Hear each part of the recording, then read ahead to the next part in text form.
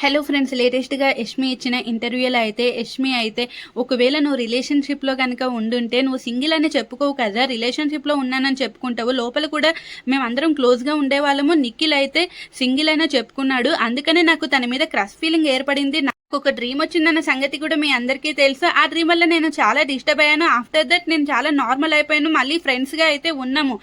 ఏదో అందరికీ క్యాజువల్గా క్రష్ ఫీలింగ్ ఎలా వస్తుందో నాకు అలానే వచ్చింది. బయట నిఖిల్ కావ్యాల రిలేషన్షిప్ గురించి నాకు ఎలాంటి సంబంధం అయితే లేదు అంటూ యష్మి చేసిన వ్యాఖ్యలు అయితే ఇంకా నెట్టింట వైరల్ గా మారిపోయాయి. అయితే నిఖిల్ మాత్రం కరెక్ట్ టైంకి ఒక పోస్ట్ అయితే పెట్టడం జరిగింది. మరి అది యష్మి ఇంటర్వ్యూ చూసి పెట్టాడా లేకపోతే నిఖిల్ కి పెట్టాలనిపించి ఇంకా చాలా నెగిటివిటీ వల్ల ఇది పెట్టాల్సి వచ్చిందో తెలియదు. కానీ నిఖిల్ అయితే నా ఫ్యాన్స్ అందరికీ నేను ఒక రిక్వెస్ట్ చేసుకుంటున్నాను, ఎవరి ఓన్ లైఫ్ వాళ్ళకి ఉంటుంది.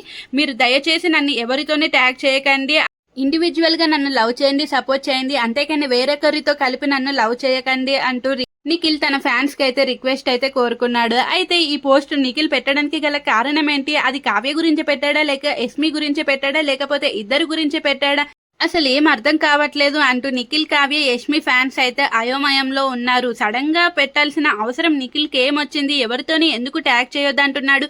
పోనీ యష్మి ఇంటర్వ్యూ చూసి పెడితే అది యష్మి గురించి డైరెక్ట్ గా చెప్పొచ్చు కదా. ఇలా నిఖిల్ అయితే ఏది చెప్పకుండా పోస్ట్ అయితే పెట్టి అందరినీ కన్ఫ్యూజన్ లో అయితే పడేశాడు. అయితే యష్మి ఫ్యాన్స్ ఏమో ఇద్దరు గురించి పెట్టాడు, అక్కడ యష్మి గురించి కావ్య గురించి అని వాళ్ళు అంటుంటే, ఇంకా కావ్య ఫ్యాన్స్ మాత్రం ఓన్లీ యష్మి గురించే చెప్పాడు. ఎందుకంటే యష్మి మాత్రం నిఖిల్ గురించి అలా కమెంట్స్ చేయడం రాంగ్ కదా. అందుకనే నిఖిల్ అయితే ఇంకా దీనికి ఫుల్ స్టాప్ పెట్టేదామని నిఖిల్ అయితే ఇలా రియాక్ట్ అయ్యాడు అంటూ కొంతమంది అయితే అంటున్నారు. మరి నిఖిల్ కావ్య ఫ్యాన్స్ మాత్రం అసలు కావ్య గురించి అలా ఎందుకు పెడతాడు, కావ్య నిఖిల్ కలిసిపోయారు కదా అనేసి అంటున్నారు.